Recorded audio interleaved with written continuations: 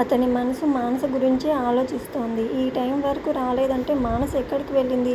మళ్ళీ వాళ్ళ ఇంటికి వెళ్ళిపోయిందా? ఎందుకు వెళ్తుంది? తనకు వాళ్ళ ఊరు వెళ్ళడం ఇష్టం లేదు కదా అనుకున్నాడు. టైం చూశాడు. 8 కూడా దాటింది. మానస ఇంకా రాకపోవడం అతనికి మనసులో భయాన్ని, ఆందోళనను కలిగించింది. లేచి అటూ ఇటూ తిరగడం మొదలుపెట్టాడు. ఏంటి అర్జున్ ఇలా తిరుగుతున్నావ్? ఇంకా ఫ్రెష్ కూడా అవ్వలేదు. ఏమైంది? అంది సుగుణ హాల్లోకి వచ్చి.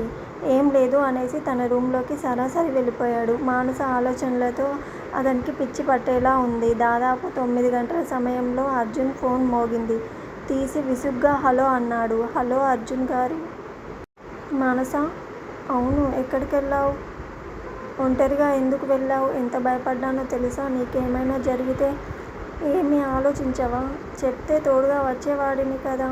లేదా మీ తమ్ముడినో పల్లినో పంపేవాడిని కదా? అతని గొంతులో కోపం. 20 నిమిషాల్లో మెజెస్టిక్ లో బస్సు దిగుతాను. మీరు ఎవరికీ తెలియకుండా వస్తారని అనుకుంటున్నాను. చివరికి వినయ్కి కూడా. అతను ఏం మాట్లాడలేదు. మీ మౌనం అంగీకారం అని నాకు తెలుసు. కానీ ఒంటరిగా అన్నానని ఆలోచనలో పడినట్టున్నారు. ఆలోచించుకుని రండి. బై. అవతలి వైపు ఫోన్ కట్ అయింది. అర్జున్ కూడా ఇంకేమీ ఆలోచించకుండా వెంటనే రూంలో నుంచి బయటకు వచ్చాడు. పల్లి ఒక స్ట్రాంగ్ కాఫీ 5 నిమిషాల్లో అన్నాడు. సరే సార్ అని పల్లి కాఫీ ఇవ్వగానే తాగేసి బయలుదేరాడు.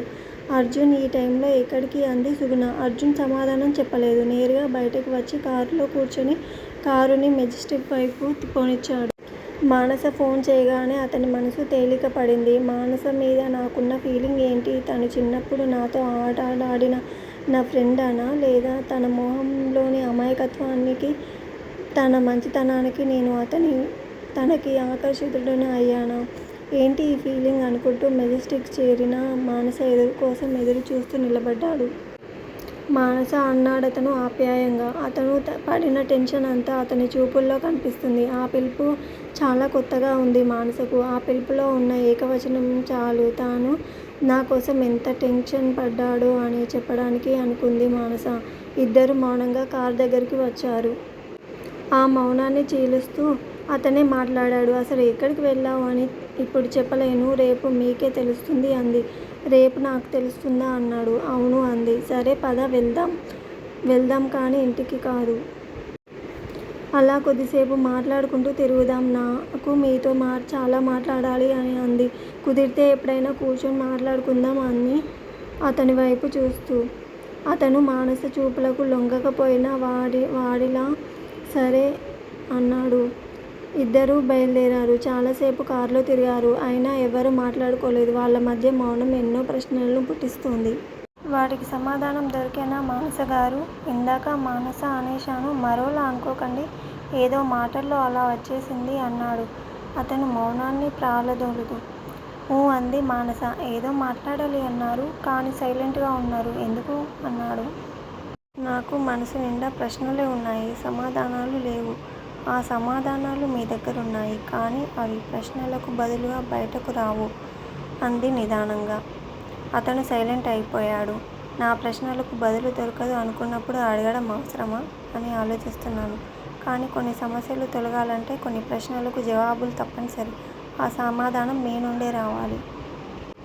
అలా రాకపోతే నా ప్రయత్నం వృధా అవుతుంది. అందుకే అప్పటి నుండి మౌనం ఉత్తమం కదా. మనలో ప్రశ్నలను పుట్టించిన ఆ సమాధానం కోసం ఎదుటి వ్యక్తి వైపు ఆశగా చూడాలని ఉండదు అంది. అతను అప్పటికీ సైలెంట్ గానే ఉన్నాడు. చూశారా, నా ప్రయత్నం బయటకు రాకముందే మీ మౌనం సమాధానం చెప్పేసింది. అందుకే నేను కూడా మౌనంగా ఉండాల్సి వచ్చింది అంది. సరే, నేను మీ ప్రశ్నలన్నిటికీ సమాధానాలు చెప్తాను. కానీ ఇలా కారులో కాదు. నాకు కాఫీ కావాలి. కాఫీ తాగుతూ మాట్లాడితే రిలాక్స్డ్ గా ఉంటుంది అన్నాడు. సరే, మీ ఇష్టం అంది మానస. కాఫీ డే ముందు కారాపి రండి అన్నాడు. మానస అతని వెనకే అడుగులు వేసింది. ఇద్దరూ లోపలికి వెళ్ళి కూర్చున్నారు. 2 కాఫీలు ఆర్డర్ ఇచ్చి ఇప్పుడు అడగండి మీ ప్రశ్నలు అన్నాడు. మీకు సుగుణకు ఏంటి సంబంధం? మీరెందుకు సుగుణను పెళ్ళి చేసుకోవడానికి సిద్ధపడ్డారు? మీరు సుగుణను ఇష్టపడుతున్నారా? ప్రేమిస్తున్నారా? అంది. నేను సుగుణను ప్రేమించడమా? అసలు లేదు. ఇక ఇష్టం అంటే ఒక స్నేహితురాలిగా ఆమంటే నాకు ఇష్టం ఉంది. తనని నేను ఒక అక్కలాగా, చెల్లిలాగా భావించాను. కానీ తను అలా భావించలేదు. నా మీద ఇష్టం పెంచుకుంది. నన్ను పెళ్ళి చేసుకోమని చాలాసార్లు అడిగింది. కుదరదు అన్నాను. తను అప్పుడొకసారి అప్సెట్ అయి సూసైడ్ ట్రై చేసింది. అప్పటి నుండి తనతో ఫ్రెండ్లీగా ఉంటూ వచ్చాను. నా వల్ల ఒక ఆడపిల్ల ప్రాణాల మీదికి తెచ్చుకోవడం నాకు ఇష్టం లేదు. అందుకే నా మనసులో ఎలాంటి ఫీలింగ్స్ ఉన్నా పక్కన పెట్టేసి తనతో చాలా ఫ్రెండ్లీగా ఉంటాను. ఇప్పుడు పెళ్లి విషయం అంటారా? ఇది నా స్వయంకృపారాధం. తనకు నేనిచ్చిన చనువు నన్ను అలా అనుభవించేలా చేస్తుంది. చేయని తప్పుకు శిక్ష వేస్తుంది అన్నాడు. నేను మీకు ముందే చెప్పాను. నాకు ప్రశ్నలు కాదు, సమాధానాలు కావాలి. ప్రశ్నకు ప్రశ్న సమాధానం కాకూడదు. మీరు చెప్పే సమాధానం నాకు ప్రశ్నలు మిగిలిస్తుంది. మీ స్వయంకృపారాధం అంటే మీరిచ్చిన చనువుతో తనెలా మిమ్మల్ని బాధ పెడుతుంది? అసలు సుగుణ మీకు ఎక్కడ కలిసింది? తనకు ఎవరూ లేరా? అంది. సుగుణ నాకు ఈ బెంగళూరులోనే కలిసింది. చిన్న పని మీద వేరే ఊరు వెళ్ళి వస్తున్న నాకు రైల్వే స్టేషన్లో ఒక్కతే కూర్చొని ఏడుస్తూ కనిపించింది. తనని అలా చూస్తే బాధేసింది. ఏమైందని అడిగాను. నాకు ఎవరూ లేరు, ఉన్నవాళ్ళు నన్ను తరిమేశారు, ఎక్కడికి వెళ్ళాలో తెలియక ఇక్కడ ఉన్నాను అని చెప్పేసింది. సరే పాపం తనని ఇంటికి తీసుకొచ్చాను అంతే. తర్వాత ఎప్పుడైనా తన వాళ్ళ గురించి అడిగితే అసలు తనకంటూ ఎవరూ లేరని చెప్పింది. నేను అడగడం మానేశాను. అలా నాతో బాగానే మాట్లాడేది. ఆ తర్వాత సూసైడ్ ట్రై చేసింది. దాని తర్వాత నేను కూడా తనతో కొంచెం చనువుగానే ఉండేవాడిని. కానీ ఏ రోజు తనతో అసభ్యంగా మాట్లాడడం కానీ ఉండడం కానీ జరగలేదు. జాలి పడుతున్న మనిషి మీద ఆశపడే మూర్ఖుడిని కాదు నేను. కానీ తనిప్పుడు గర్భవతి అన్నాడు నిదానంగా. మానస షాక్ అవ్వలేదు. అతని వైపు ఆశ్చర్యంగా చూడలేదు. కానీ అతను మాత్రం మానస మాటల కోసం మానస వైపే చూస్తున్నాడు. అంటే సుగుణ కడుపుకు మీకు సంబంధం లేదా? అబద్ధం చెప్పి తప్పించుకోవాలి అనుకుంటున్నారా? సుగుణ అంటే పిచ్చిది కాబట్టి మీ మాటలు నమ్మేసి ఉండొచ్చు. కానీ నేను నమ్మను. నాకు నిజం మాత్రమే చెప్తాను. అంటే మాట్లాడుకుందాం, లేదంటే ఇంటికి వెళ్ళిపోదాం అంది.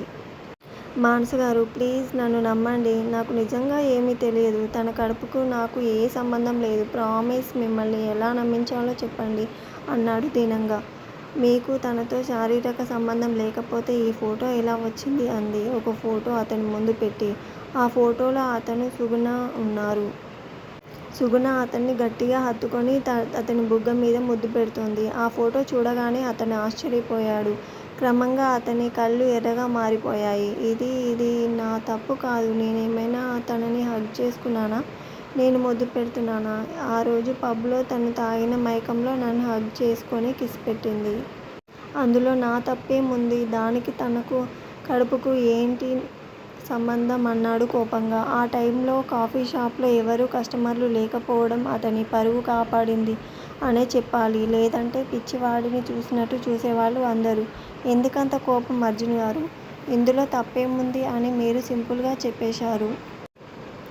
ఒకసారి ఆలోచించండి. తాగిన మత్తులో ఆవిడ ముద్దు పెట్టింది. అదే మత్తులో మీరు కూడా ఉన్నారుగా. మరి ఏదైనా జరిగే అవకాశం లేకపోలేదుగా అంది. మానస, ప్లీజ్. నాకు తన మీద అలాంటి ఉద్దేశం లేనప్పుడు నేనెలా తనతో వచ్చి తలుచుకుంటేనే అసహ్యంగా ఉంది. ఎంత తాగినా తల్లిని చెల్లిని గుర్తుపట్టగలను. అలాగే ఎవరు ఏంటి అనేది, ఎవరి వరకు ఎంత హద్దు అనేది కూడా నాకు తెలుస్తుంది. నిజంగా చెప్తున్నాను. నాకు దానికి ఏం సంబంధం లేదు అన్నాడు బాధగా. మరి తన కడుపుకు కారణం ఎవరిని అని మీరు అనుకుంటున్నారు? అంది. తెలీదు. అది తెలిస్తే తనతో పెళ్ళికి నేనెందుకు తల ఊపుతాను? అసలు ఈ ఫోటో ఎక్కడి నుండి వచ్చింది? అన్నాడు. ఫోటో ఎక్కడి నుండి రావాలో అక్కడి నుండే వచ్చింది. కానీ సుగుణ తను ప్రెగ్నెంట్ అని చెప్పగానే మీరు తనని ఏమీ అనలేదా? మిమ్మల్ని పెళ్లి చేసుకోమన్నప్పుడు మీరెందుకు ఒప్పుకున్నారు? మీ తప్పు లేనప్పుడు అంది. తను ప్రెగ్నెంట్ అని తెలియగానే ఆశ్చర్యపోయాను. తన వయసులో ఉంది. పైగా ఎప్పుడూ నా ఫ్రెండ్స్తో బయటికి వెళ్తూ వస్తూ ఉంటుంది. కాబట్టి ఎవరినైనా ఇష్టపడి ఉండొచ్చు. వాళ్ళ వల్ల తనకు కడుపు వచ్చి ఉండవచ్చు అనుకున్నాను. కానీ నేనే తన కడుపుకు కారణం అంది. ఆ క్షణం నేను ఎంత నరకం అనుభవించానో కనీసం నువ్వు కలలో కూడా ఊహించి ఉండవు. నేను నా భార్యను తప్పించి మరే ఆడదాన్ని నా పక్కన ఊహించుకోను. అలాంటిది నేను తనతో తప్పెలా చేశానా? ప్రతిక్షణం చిత్రవద అనుభవించాను. తనని గట్టిగా నిలదీశాను. తను ఏం జరిగిందో చెప్పలేదు. మనం తాగినప్పుడు తప్పు జరిగిపోయింది. ఈ విషయం మీరు ఒప్పుకోకపోతే నేను పేపర్లో వేయిస్తాను. మీ ఫ్రెండ్స్లో మీ పరువు తీస్తాను అంది. ఏం చేయమంటావ్? పరువు తీసుకొని చావనా? నేను ఏం చెప్పినా ఎవడూ నమ్మడు. ఎందుకంటే తను నా ఇంట్లో ఉంది. పైగా నా భార్య కూడా లేదు. అందరూ నన్నే తప్పు పడతారు. తప్పదు, నేను ఈ బరువు మోయాలి. ఎందుకంటే ఇది నా పరువు కాదు, మా మామగారి పరువు. ఈ కంపెనీ ఆయనది. ఆయన తన పేరు నేను ఎప్పుడు నిలబడతానని నా పేరు మీద రాశాడు. ఆయన ఉన్నంత వరకు ఆయనదే దీని పరువుని కాపాడాడు. ఇప్పుడు బాధ్యత నాది. ఇంట్లో హాల్లో ఉన్న ఫోటో ఆయనదే అన్నాడు. మీ నాన్నగారు అని చెప్పారు అంది. చెప్పాను, అందరికీ అదే చెప్తాను. ఎందుకంటే ఆయన నన్ను సొంత కొడుకు కంటే ఎక్కువగా చూసుకున్నారు. నా కోసం చాలా చేశారు. అందుకే ఆయనకు నేను తండ్రి స్థానాన్నే ఇచ్చాను అన్నాడు. మొత్తానికి ఈ పెళ్ళి మీకు ఇష్టం లేదు అంటున్నారు. కానీ పరువు పోయేలా చేసుకోలేను అంటున్నారు. అంటే సుగుణను పెళ్ళి చేసుకుంటారా అంది. తప్పదు కదా అన్నాడు విరక్తిగా. తను మీకంటే పెద్దది కదా అంది. పరువు మనందరికంటే పెద్దది అన్నాడు గట్టిగా నిట్టూర్చింది మానస. సరే తప్పదు. ఓకే, పోనీ నేనెవరో తెలుసా మీకు అంది. మానసవే కదా అన్నాడు.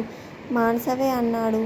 మానసనే. ఇప్పుడు మీ తెలుసా అని అడగలేదు. ఇంతకు ముందు ఎప్పుడూ నేను మీకు తెలీదా అంది అతని కళ్ళల్లోకి సూటిగా చూస్తూ. అంటే అన్నాడతను నిజాన్ని దాచడానికి ప్రయత్నం చేస్తూ. మీరు నాకు ఎప్పటినుండో తెలిసినట్టు అనిపిస్తున్నారు. అలాగే మీకు కూడా అనిపిస్తుందేమో అని అడిగాను అంది. అనిపించడం లేదు అన్నాడు.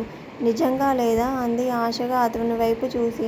మానస ప్లీజ్ అన్నాడు. అతని మాటల్లో నిస్సహాయత. ఎందుకు దాస్తున్నావు అర్జున్? నేను నీకు తెలీదా? చిన్నప్పుడు మనం కలిసి ఆడుకోలేదా? ఈ విషయం నీకు నిజంగా తెలీదా? నా సర్టిఫికెట్లు చూసిన రోజే ఈ విషయం నీకు తెలుసని నా అనుమానం అని గట్టిగా అరవాలని అనుకుంది. కానీ అంతా మనసులోనే దాచుకుని సైలెంట్ అయిపోయింది. సరే పోదాం పదండి అంది. విషయం బయట ఎక్కడా చెప్పవు కదా అన్నాడు. మీ పరువు నా పరువు కూడా అని మర్చిపోకండి అంది. థ్యాంక్ యూ అన్నాడు. ఇక వెళ్దాం పదండి అంది. అన్నాడు. ఎందుకు అంది. ఈ విషయాలన్నీ నీకెలా తెలుసు? ఈ ఫోటో నీ దగ్గరికి ఎలా వచ్చింది? నువ్వు ఇప్పుడు ఎక్కడి నుండి వస్తున్నావు? నాకు కూడా సమాధానాలు కావాలి అన్నాడు. ఇప్పుడు కాదు, రేపు మీ ప్రశ్నలన్నిటికీ సమాధానం చెప్తాను అంది.